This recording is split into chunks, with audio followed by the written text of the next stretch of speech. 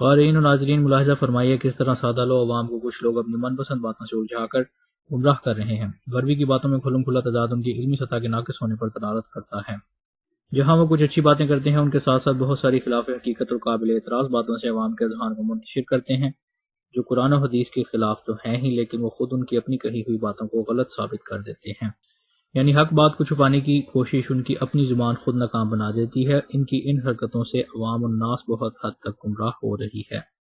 ملاحظہ ہو ان کی ویڈیو جس میں وہ نہ صرف حضرت سلمان ابوذر بلکہ علماء کو بھی درجہ ولایت پر فائز کرنے کی کوشش کر رہے ہیں، جبکہ یہ بات نہ قرآن سے ثابت ہے اور نہ حدیث سے، بلکہ قرآن اس کی سراسر نفی کرتا ہے۔ علماء کی تقلید کریں۔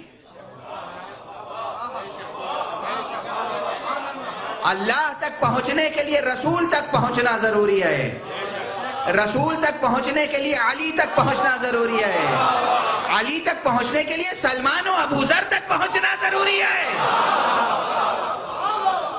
نظام ہے ولایت کا نظام، ولایت کی حقیقت منحصر ہے ذات احدی میں۔ انما ولیکم اللہ ورسولہ، اللہ کی ذات میں ولایت منحصر ہے۔ اللہ ہے ولی، اور اس کے بعد وہ ولی ہے جسے اللہ ولی بنائے۔ تو اللہ کا رسول ولی ہے، اللہ کے رسول کے بعد علی ولی ہے، علی کے بعد ائمہ ولی ہیں، اور ائمہ کے بعد وہ مجتہدین اور فقہاء ولایت رکھتے ہیں جو عادل فقہاء ہیں۔ عادل یعنی امانت دار، عادل یعنی وفادار۔ مجتہدین فقہاء، مجتہد جامع الشرائط، ان کی تقلید کے بغیر آپ آگے نہیں بڑھ سکتے۔ تقلید کے جواز کے لیے حضرت علماء کو ولایت کا درجہ دے رہے ہیں، جبکہ اندھی تقلید اور علماء کی ولایت قرآن و حدیث کے سراسر خلاف ہیں، کیونکہ قرآن میں صرف 3 ولایتوں کا تذکرہ ملتا ہے۔ اگر کوئی فرمان معصوم بھی قرآن کے خلاف جاتا ہے تو اسے دیوار پر دے مارنے کا حکم دیا گیا ہے، اور اگر ان جیسا کوئی مولوی قرآن کے خلاف بات کرے تو اس کی بات کی کیا حقیقت اور اوقات ہے۔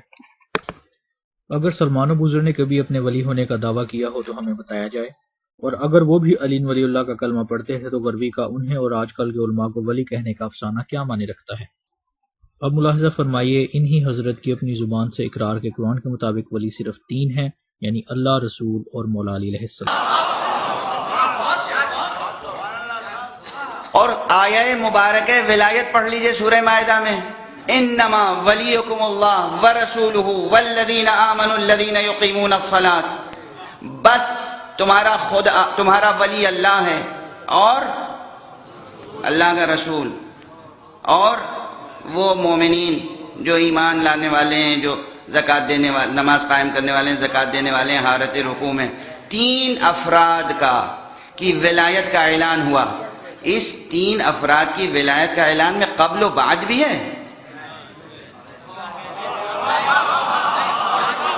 قبل و بعد ہے، میں تو آیت پڑھ رہا ہوں۔ انما ولیکم اللہ، بس تمہارا ولی اللہ ہے۔ اس کے بعد رسول کی ولایت کب سے شروع ہوگی؟ جب ولایت خدا ختم ہوگی تب۔ ولایت خدا تو کبھی ختم ہونے والی نہیں ہے، ولایت خدا کبھی ختم ہونے والی نہیں ہے۔ خدا ولی ہے، خدا کے رہتے ہوئے مصطفیٰ بھی ولی ہے، مصطفیٰ کے رہتے ہوئے علی بھی ولی ہے۔